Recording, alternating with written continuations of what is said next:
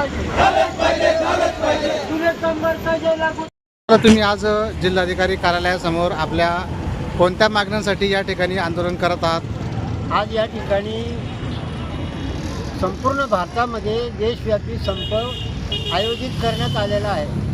त्याप्रमाणे जळगाव जिल्ह्यातील सर्व बांधकाम घरेलू कामगार, बांधकाम कामगार, मेडिकल रिप्रेझेंटेटिव्ह आणि इतर सर्व संघटित कामगार यांच्यासोबत या ठिकाणी कलेक्टर कचेरीवर MR युनियनच्या कार्यालयापासून या ठिकाणी मोर्चा काढण्यात आला. आणि केंद्र सरकारने आणि राज्य सरकारने जे कामगार कायदे, जे जुने कामगार 29 कामगार कायदे रद्द केले आणि 4 लेबर कोड बिल सापडले.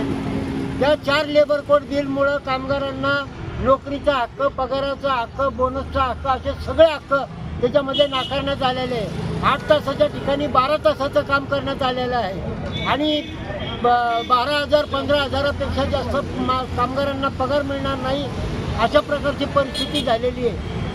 संपाचा हक्क काढून घेण्यात आलेला आहे. तर या सरकारच्या अशा कामगार विरोधी नीतीच्या विरोधामध्ये हे सगळे असंघटित कामगार, घरकाम कामगार, बांधकाम कामगार आणि त्याच्यासोबत संघटित कामगार जे आहेत, जसं मेडिकल रिप्रेझेंटेटिव्ह आहे, त्यानंतर सरकारी कर्मचारी आहे, केंद्रीय कर्मचारी आहे, राज्य कर्मचारी आहे, हे सगळे मिळून आज भारत सरकारच्या विरोधामध्ये मोठ्या प्रमाणामध्ये त्यांच्या कार्यालयावर जाऊन अशा प्रकारचे आंदोलनं करत आहे आणि आज पूर्ण देशभरामध्ये संप पुकारण्यात आलेला आहे. तुमच्या या मागण्या यापूर्वी निवेदन दिलं होतं कलेक्टर साहेबांना? याच्या अगोदर आम्ही निवेदन दिलं होतं, परंतु त्या निवेदनावर कोणत्या प्रकारची कारवाई झाली नाही. कामगारांच्या मागण्यांना हे सरकार कोणत्याही प्रकारे जुमानत नाही आहे आणि फक्त भांडवलदारांची सेवा करायसाठी मोदी आणि फडणवीस बसलेले आहे.